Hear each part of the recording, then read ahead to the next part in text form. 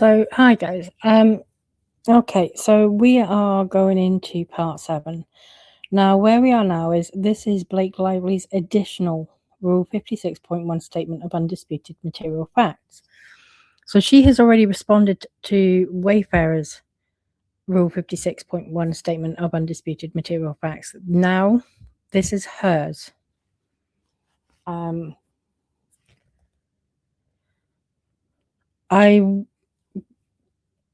curious.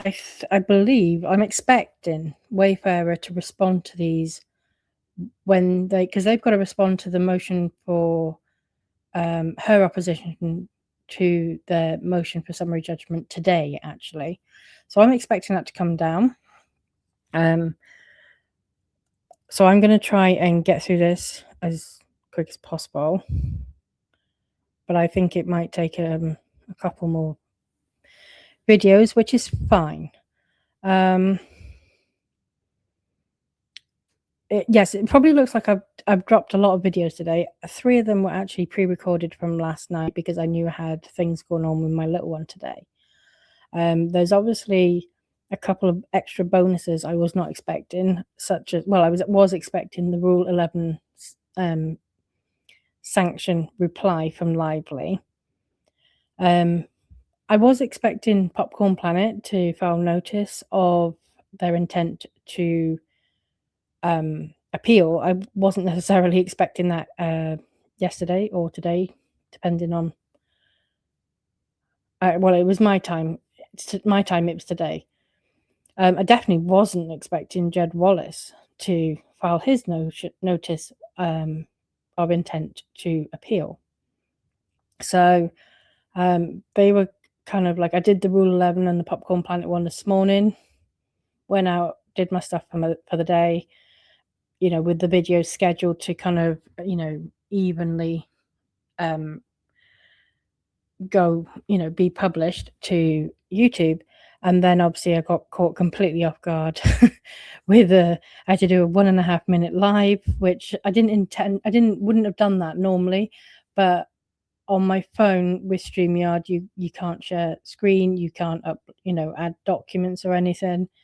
I didn't have my normal tools to make thumbnails or edit and do the whole recording and uploading and processing, and then doing the whole thing again with YouTube. So I had to do it as best possible, which is just go straight to live stream and boom, and then end the video, and then it would have gone straight up onto YouTube. It was nice to see in the last 20 seconds, I couldn't see the chat, but I could see that there were about 25 people already in there. That was so sweet. I'm so sorry I couldn't stop to have a conversation. However, I think we are well overdue a question and answers session. And I think it'd be nice to have a live stream where we kind of go, right, okay, because we've got so many dockets involved here and so many related cases that it'd be nice to sit and right, who's doing what's due here, when's that due, why have they done that, what's going to happen next for all these various, these main cases, but obviously also the smaller kind of related cases. And then, if I do that with enough notice and people can kind of just post some questions that they would like answered, I think we'll definitely try to sort that out before Christmas. But I obviously am going to be live streaming with House of Chat tomorrow, which I'm really excited for. We'll be dealing with Ryan Reynolds and all his and Disney's tax rebates. But she has actually asked me as well to collaborate with her on this Rule 56.1 filings between Wayfarer and Lively, which I will quite happily do because they're huge documents, but they are so interesting. And I find that's where you find the best bits of this lawsuit. Okay. So on that note, we shall proceed with where we left off earlier.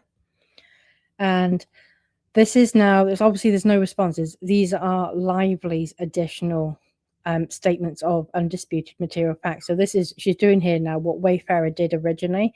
Wayfarer, they're obviously due to file their reply to her opposition today, and I'm expecting them to respond to these points. Yeah, I'm expecting them to respond to these points in the same way she did.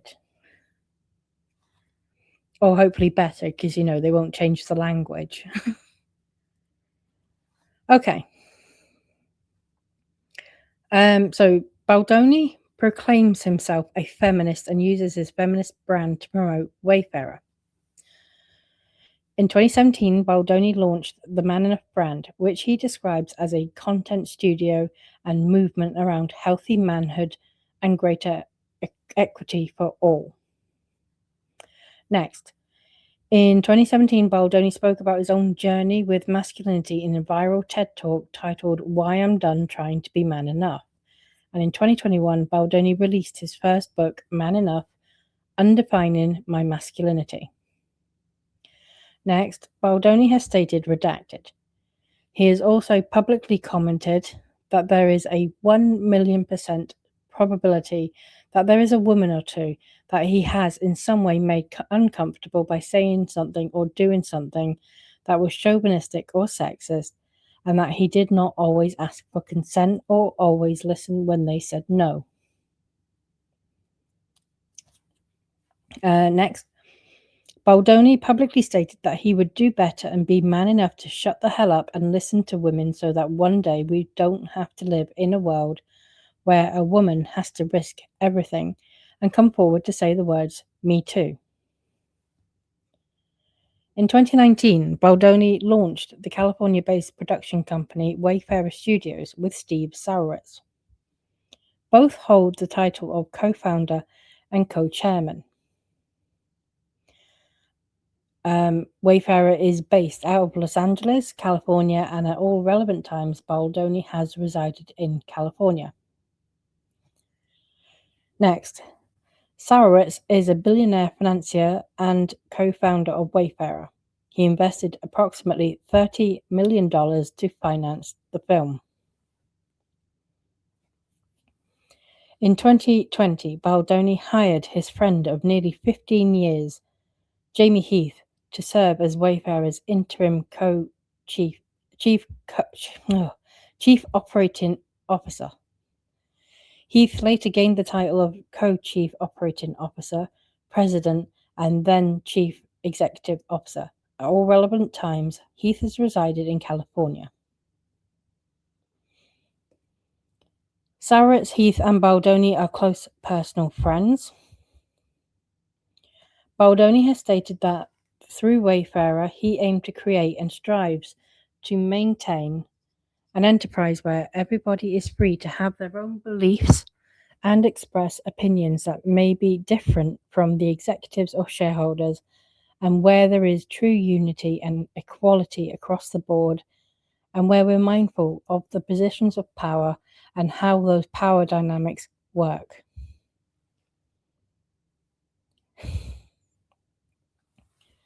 Prior to the film, Baldoni had directed 2 films, 5 Feet Apart and Clouds.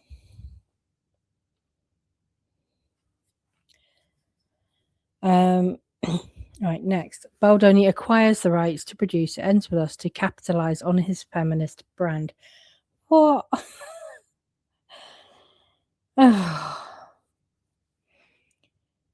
In 2019, Wayfarer acquired the film rights to Colleen Hoover's novel It Ends With Us, and then becomes known as the film. The novel centered on female triumph and empowerment in breaking the cycle of domestic violence. Hoover did not know that Baldoni would redacted.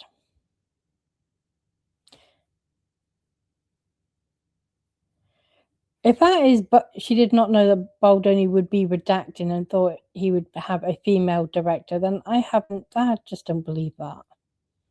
I don't see why it matters to her. When Baldoni expressed interest in directing the film, both redacted. Hoover told Baldoni and Wayfarer that she redacted. I don't get this, right? Because she trusted Baldoni with her book to adapt it into a film. Specifically, she liked him and trusted him to do it because of the way that he handled 5 Feet Apart. He directed that film, so why would she have a problem with him directing this? I don't. This doesn't make sense. Although Hoover specifically requested that the film be redacted, as the director and co-chairman, redacted. Baldoni was also the lead male actor playing the character of Ryle Kincaid. He was also an executive producer of the film. It Ends With Us movie is wholly owned by Wayfarer. It Ends With Us movie is a California limited liability company with its principal place of business in California. All cast and crew were redacted. Heath was president of It Ends With Us movie and a producer for the redacted. When It Ends With Us movie hired Heath as president and producer for the film. See, I'm getting into the habit of saying redacted now. When It Ends With Us movie hired Heath as president and producer for the film, redacted. At all times, redacted. Sachs was a producer for the film and in that capacity reported to Baldoni and Heath, who were her bosses.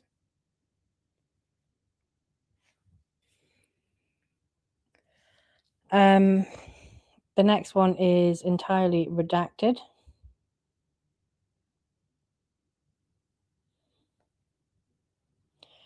Andrea Giannetti was an executive vice president and senior creative at Sony and served as Sony's day-to-day representative overseeing filming.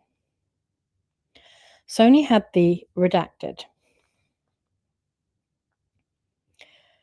Wayfarer approaches Lively for the film and Lively agrees to sign on to a film about female empowerment and triumph.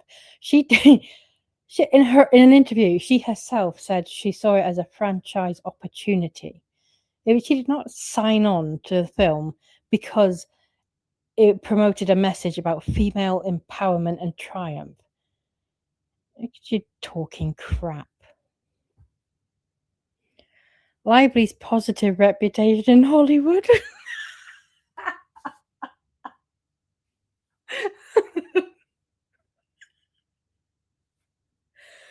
Oh my god.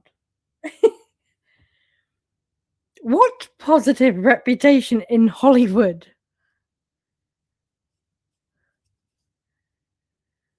Oh my, I really hope Wayfarer go for the jugular on this one. Her positive reputation in Hollywood made her a top contender for the role of Lily Bloom. Guys, are you actually hearing this? No. Right. I read so many of these documents and all of these filings. I have spent hundreds of hours reading these documents and I thought I'd read everything, but clearly not. Out of all the claims she's made, that has got to be the wildest.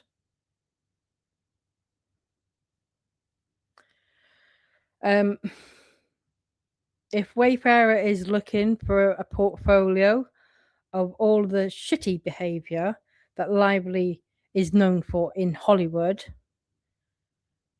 they can hit us up. Yeah. We can't be subpoenaed at this point because Discovery's closed. Wow. I'm genuinely stunned. That is bold claim to make. Honestly, I've got to go back and look at it again. Lively's positive reputation in Hollywood made her a top contender.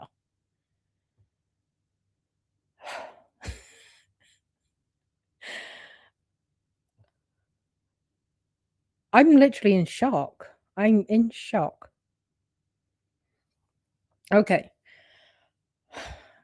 I need to pull myself together to keep going. In late 2022, Wayfarer worked to cast the role of Lily Bloom, for whom Baldoni, Heath, and Sarowitz knew. Redacted. The next point is redacted. In December 2022, Baldoni believed that redacted. On December 9th, 2022, Heath texted Baldoni, redacted. Hoover told Baldoni that redacted. Wow. I'm still reeling. I thought someone told Wayfarer that she could be a bit of a handful, a diva.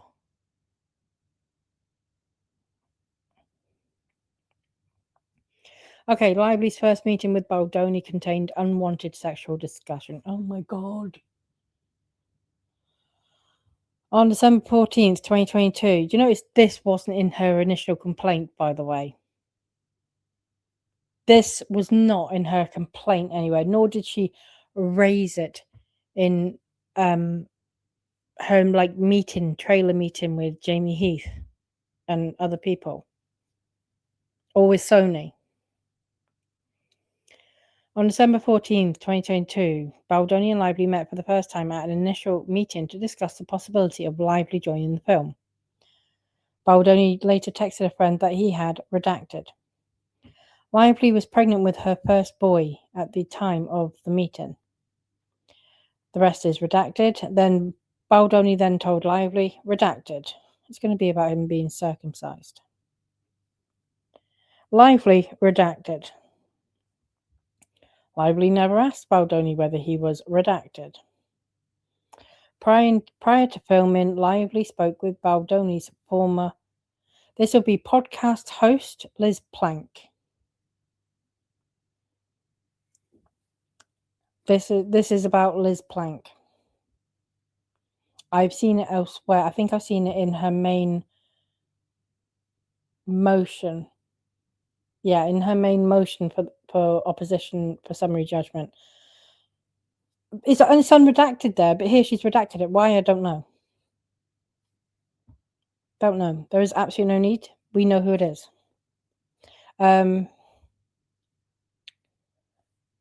Okay.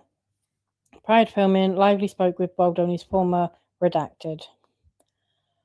On December 23rd, 2024, redacted. Lively had concerns about Baldoni's unsolicited disclosure about his redacted. Then there's something else that's redacted. Wayfarer hires Lively in an actor loan-out agreement. Okay. Lively believed in the importance of the film as a story about female empowerment and triumph. You didn't even read the fucking book.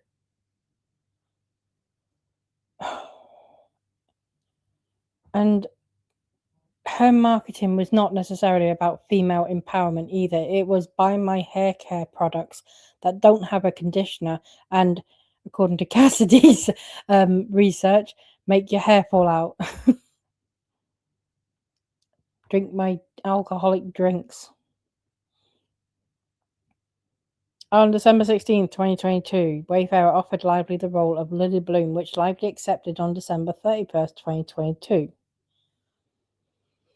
Lively's representatives negotiated an initial offer letter with Wayfarer. On May 19th, 2023, Lively's attorney transmitted a reliance letter to Wayfarer based on the terms of the May 4th, 2023 version of the offer letter, stating that because principal photography had commenced, Ms. Lively would proceed in reliance upon the terms of the negotiated deal memo, with the understanding that the conditions in paragraph 13 of the deal memo are now either satisfied or waived. Through that communication, the offer letter's terms became binding on Wayfarer, and it ends with this movie, aside from the conditions precedent set forth in paragraph 13, which were not part of the agreement. The offer letter entitled Lively to a contingent participation from the exploitation of the picture of an amount equal to 10% of 100% of Sony's A+ pool definition. with direct accounting, payment, and audit rights from the studio. No one to get a greater percentage, a more favourable definition or cut in earlier. Guaranteed wide theatrical release, no crediting of overscale or contingent compensation against residuals or vice versa. The final version of the actor agreement transmitted by Wayfarer to Lively's representatives on July 2nd, 2023 accepted changes to Lively's contingent compensation that Lively's representatives had requested and added Lively's entitlement to a producer credit and added Lively's entitlement, yeah, that's the right word, entitlement, to a producer credit in place of an executive producer credit. The actor agreement's contingent compensation terms were accordingly more generous than the offer letters in the following way. Lively was entitled to home entertainment revenues accounted at 100% of amounts received less customary deductions. 2, there would be no advertising overhead charge, and 3, there would be no over-budget penalty. Well, that's where they went wrong. They didn't have an over-budget penalty. Wayfarer performed these obligations under the actor agreement, ensuring that Lively was compensated according to the more generous terms of the actor agreement. In addition, the final version of the actor agreement entitled Lively to a producer credit, not the executive producer credit provided for in the offer letter. So don't forget, she was negotiating a producer credit before she even started, like right from the very start, and they said, no, you get an executive producer credit. That is how we know that the whole, taking over everything and doing everything she can to meet the criteria for a PGA credit was calculated and planned meticulously from the start, because she tried to get that bargained for in her contract at the start. Wayfarer said no and offered her like a ceremonial title only executive producer credit. In the end, she was not happy with that, and she eventually got her producer credit, which, as she keeps pointing out, she's of the opinion that she's entitled to. Wayfarer ensured that Ms. Lively was credited as a producer as required by the actor agreement. During the negotiations over the actor agreement's terms on February 5th, 2024, Lively's attorney struck the conditions precedent requiring execution of the actor agreement and the inducement, commenting that company has effectively waived this condition in practice, and that even though returning a signed inducement is part of signing a long form, it is not a condition precedent to your obligations at this point. Wayfarer's attorney responded without disputing that the execution conditions had been waived, stating instead that it still needs to be left in as is always in a CP in every deal I have ever done. At the same time, while as late as December 15th, 2023, the operative draft of the CRA referred to the unexecuted actor agreement, Wayfarer struck the word unexecuted from the draft they transmitted to Lively's representatives on January 3rd. Okay, so it does sound like they waived the right to say that the agreement was unexecuted from that, if that's true.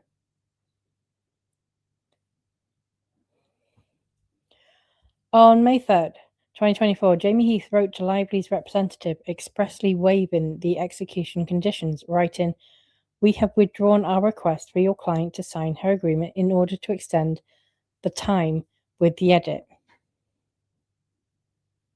Yeah, they just gave up in the end.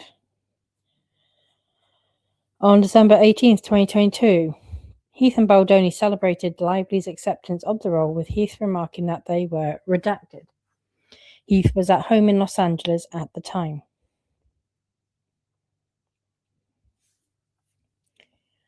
In January 2023, the announcement that Lively was cast to play the role of Lily Bloom caused the novel It Ends With Us to go back to #1 on Amazon. I'm not convinced that it was because it was announced that Lively would be cast in the role. I think it's because it was announced that a film was going to be made. And, basically the not just Lively, but cast members generally had been, fulfilled, and, people had been cast for roles. There was actually a massive amount of backlash to the notion that Blake Lively would play Lily Bloom because everyone felt that she was completely wrong for the role. She was not at all sensitive, or able enough to handle a sensitive theme, and she was too old. She was too old. Something Lively never did like or make peace with. In January 2023, the announcement that Lively was cast to play the role of Lily Bloom. Oh no, I've just read that. Okay, next. During pre-production, Baldoni feigns appreciation to Lively while mistreating women. What?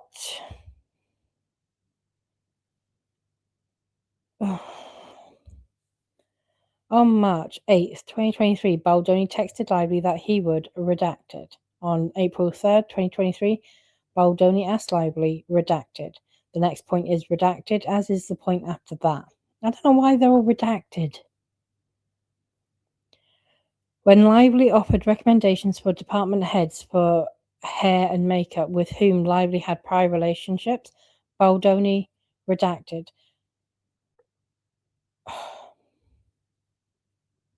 I don't know what Baldoni is supposed to have done in the redacted part, but are you reading this? Lively offered recommendations for department heads for hair and makeup who she had prior relationships. So what she was doing was basically shipping in a bunch of people that she had worked with, that her husband had worked with. And she did that throughout. Really pisses me off. Okay, the next one is completely redacted. Then Baldoni and Heath described Lively's contributions to the film to the Producers Guild of America as followed. Remember, they described this letter as extortion. Her contributions have been impactful as she was consulted with many of as she was consulted with many of the casting options. She helped refine the script. She redesigned her own wardrobe to look like a bag lady, as well as gave notes on others. She contributed to the production design and set decoration and had influence on how many of the scenes were shot. Baldoni asked for Lively's ideas on redacted. Baldoni told Lively that redacted. On April 9th, 2023, Baldoni left a voice note for Lively about her notes on the script and said, redacted. We've heard this voice note. I don't understand why all this is redacted. On April 16th, 2023, when reviewing Lively's edits to the script, Baldoni wrote redacted. Yeah, she's going to be adding a bunch of stuff and say all this stuff where Baldoni flattered her and tried to placate her. And she's going to be like, well, look, see, he wanted me to do this. He wanted me to do this. On May 14th, 2023, Baldoni wrote to Lively, redacted. During pre-production, Lively asked Baldoni if there was any redacted. During pre-production, Baldoni introduced Lively to redacted. On or about April 24th, 2023, Baldoni asked redacted. Oh, this is about the weight. It's Saladino's declaration. Why is this redacted? The next one is redacted. As is the next one. And then during rehearsals, redacted. The next one is redacted. Wayfarer policies strictly prohibited harassment, but its leaders disclaimed responsibility for creating a safe workplace on set. At all relevant times, Wayfarer worked with one human resources consultant.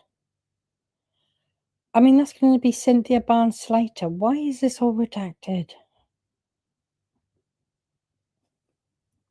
Wayfarer had in place an employee handbook that applied to all persons who interact with our Wayfarer Studios team and prohibited harassment, disrespectful, or unprofessional conduct by any employee of the company, including supervisors, managers, and co-workers, including Heath, Baldoni, and Sawaritz. That handbook A strictly prohibits all form of harassment, explaining that harassment is not just sexual, but extends to any behavior that denigrates or shows hostility or aversion toward an individual based on any actual or perceived protected characteristic, including being perceived to have any of these protected characteristics, or anyone who associates with a person who has or is perceived to have any of these protected characteristics. B defines harassment to may include a range of subtle and not so subtle behaviors, including sexual jokes and innuendo, commentary about an individual's body, leering, whistling, or touching, and insulting or obscene comments or gestures. I mean, how many obscene comments did we see from Lively and her husband? She was equally unprofessional, if not more so. I haven't actually seen, disgusting comments from Justin Baldoni in text. I have seen weird ass disgusting comments from Blake Lively and Ryan Reynolds. C. Encouraged the reporting of all perceived incidents of discrimination or harassment and promised that any reported allegations of harassment, discrimination, or retaliation will be promptly and thoroughly investigated by qualified personnel in an impartial manner and using evidence to reach reasonable conclusions. Strictly prohibited retaliation against an individual for reporting harassment or discrimination in good faith. And that's the bit she's lacking, is good faith. And provided that any acts of retaliation should be reported immediately and will be promptly investigated and addressed.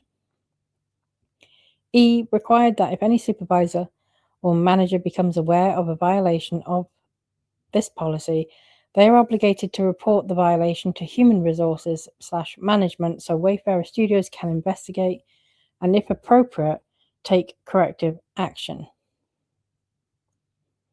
Baldoni does not know if redacted. Both he and Heath understood the policy to prohibit harassment and retaliation and to require investigations. Sawaritz testified that he redacted even though he signed the handbook introduction in his capacity as co-chairman of Wayfarer, along with Baldoni. Heath does not know if redacted.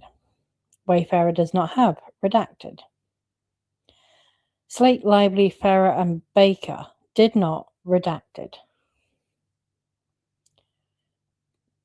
The training slide deck titled Respecting the Workplace, Preventing Discriminatory Harassment and Retaliation. A listed additional specific examples of conduct as harassing, including conveying sexual comments, stories, or innuendos or jokes about sex, asking about sexual fantasies/activities, making sexual comments about someone's clothing, anatomy, or appearance, using facial expressions, winking, licking lips, or hugging, touching, stroking, or brushing. B did not include information about who cast and crew should report workplace concerns to.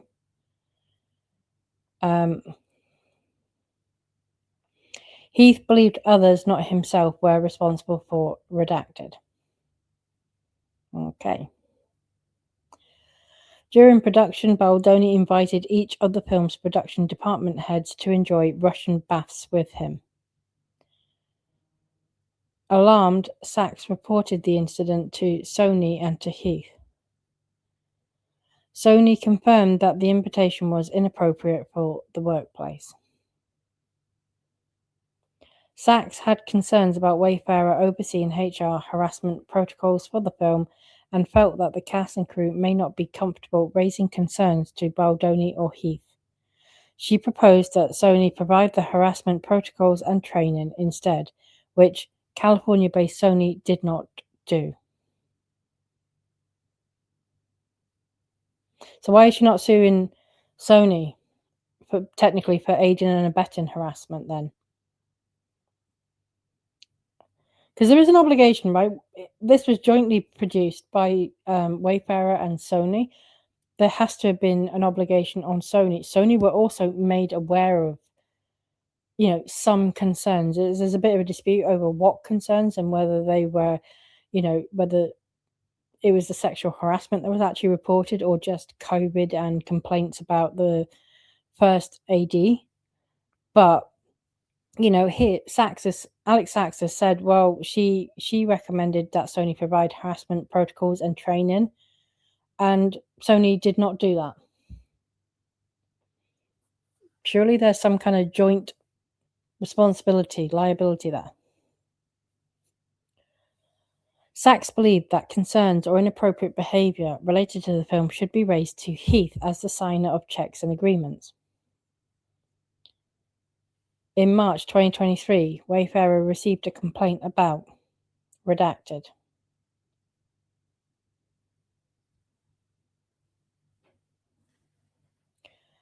Giannetti reflected in a text to Sachs that everybody has something weird, uncomfortable, and bad to say about Baldoni, which was also Sachs's experience. Sachs and Baldoni were friends for a long time before this film. He talked to her about optioning the book before he actually optioned the book. But now suddenly she's got an issue.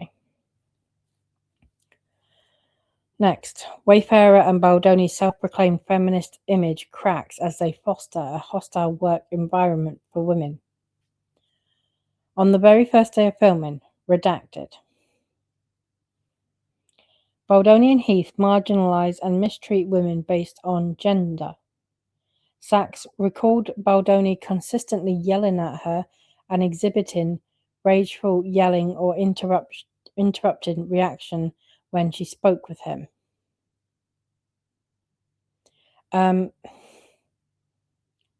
Was that? And her basis for it being based on her gender is because of this question in her transcript. Did you ever observe Mr. Baldoni become physically intimidating with a man on set or in connection with the film? Sachs, not that I recall. Question, did you ever observe Mr. Baldoni yell at a man in connection with the film? Sachs, not that I can remember. So because she doesn't remember whether Baldoni yelled at a man as well, it's got to be down to her gender. That's such a stretch. We already established, right, especially in this next point. In January 2023, Baldoni yelled at Sachs during a Zoom call with other film leaders, raising his voice to her during a discussion about the script. Baldoni did not go to New Jersey to begin production until March 2023 and was presumably in California at the time, where he resided and where Wayfarer was headquartered. And there's a second time that he yelled at her during a Zoom meeting and sent her an email the next day acknowledging it was not okay for him to interrupt you and then mansplain. At least on one of those Zoom calls, Justin Baldoni was talking about his own personal trauma, probably in relation to the script. And you can see why he would have been potentially emotional. I'm not excusing it. I'm just saying, the context is missing from this that I have seen. It's in the deposition transcripts.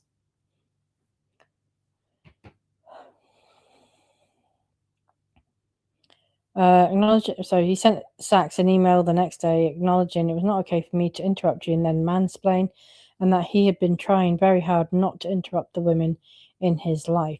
Baldoni promised to make sure interrupting does not happen again to any of the women involved in this film. On set in June of 2023, Baldoni came up behind the monitor where Sachs was sitting, yelled, and then slammed his hands on the director's chair next to her and stormed away. Sachs felt physically intimidated by Baldoni.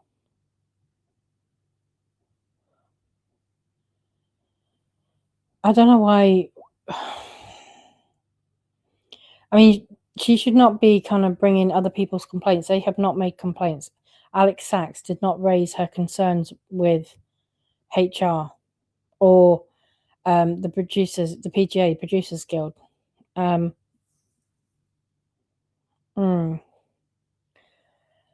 Sachs, who was seated in front of Heath and Giannetti, surrounded by several crew at the time, told Mr. Heath and Miss Giannetti that if Mr. Baldoni behaved in that way again, she would walk off the movie. Sachs felt sidelined by Baldoni and Heath. Why is Lively saying all of this? Right, she felt sidelined by Baldoni and Heath because she was a producer. Granted, she probably did have more experience than Jamie Heath, but Jamie Heath was obviously the lead kind of producer of this movie. He was put in that role. She openly admitted in her deposition that she wasn't happy about it. It made her feel sidelined, and she wanted to see Heath off the film as a producer. So, in her words, she could get on with the film. Also, Christy Hall, the writer, the script writer, she was also kind of pushing to co-direct with Justin Baldoni. Apparently, she has directed a film before called Daddy-O.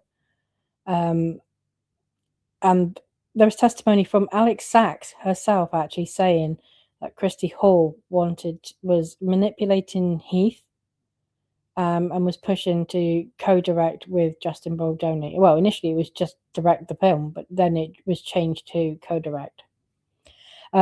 She didn't get her way either way. She didn't direct or co-direct. Blake Lively was the one that pushed past her to throw Baldoni out the way as well. All of these women who say all this do have agendas. I'll just say that. On June 15th, 2024, Sachs texted Giannetti about the film's screenwriter, Christy Hall. Oh, here we go. Writing, Justin was very dismissive of her when she wanted to direct and then used Jamie to try and manipulate her. Oh, sorry. Yeah, Justin was the one who apparently used Jamie to try and manipulate her. So, yeah, Christy Hall was attempting to push her way into directing the film. Justin did not want her to because he was already the director. This woman was literally trying to push him out of his own job. And they're all sitting here framing that as, well, she was upset. He manipulated her by using Jamie. Now, I don't know how he used Jamie or in what way, because there's no context given for that. But, and there's no evidence for it, to be quite frank. But at the end of the day, they seem to gloss over the part where this is Baldoni's film and people are trying to push him out of his directing role, Jamie Heath out of his producing role. I mean, what the hell is going on? It's not how this should work. They were given roles. They should kind of, in the nicest way possible, stay in their lane. Okay. Justin was very dismissive of her when she wanted to direct and then used Jamie to try and manipulate her. And then she felt like he tried to use her for cover with Lively and Hoover a bunch. Again, there's no evidence of that. What does that even mean? And she didn't feel respected as a female voice on the team, and on a movie like this, that felt especially sad. Hall just doesn't want to be associated with them. See, it just sounds like a mean girl club. I don't like it. Sound really nasty and bitchy. Hoover was not involved in the script as it was written, and Wayfarer did not send her dailies despite her executive producer title. Well, the executive producer title is just a ceremonial title. She does not get dailies because of it. And also, it's not quite true that Hoover was not involved in the script. She was sent the script to approve. There is text messages that prove that, so that's not true. Claire Ayub, who wrote and directed the film Empire Waste, which was produced by Wayfarer, declared under oath that Baldoni was verbally abusive to her, and as a result, she banned him from the set. Claire Ayub's movie, Empire Waste, was filmed, was it a few years before this drama with It Ends With Us? She did not ban him from the set. He was the producer on that set.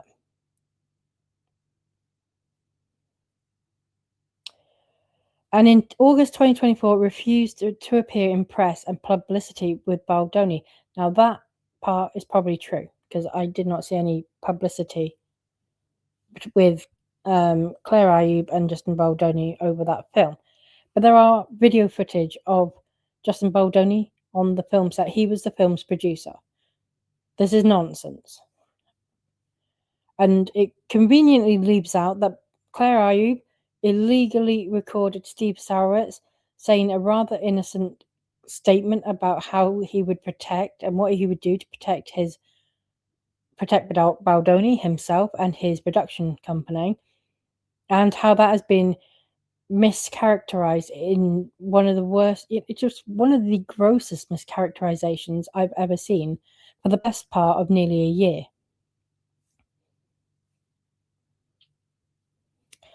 Baldoni objectifies women on set.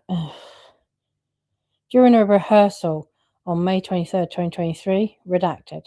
On the same day, May 23rd, 2023, redacted. Lively, redacted. Something else is redacted. The next part is redacted. Baldoni responded by redacted. Baldoni redacted. On May 18th, 2022, redacted. A lot of that is redacted. On May 25th, 2023, Baldoni texted friends writing redacted. The first day that the two actors playing young Lily and young Atlas met, Baldoni redacted. After filming a scene in which two underage characters have sex for the first time, Baldoni stated redacted. In another instance, Baldoni directed Farah to redacted. The scene was not in the script. Talbot insisted redacted. Oh, God.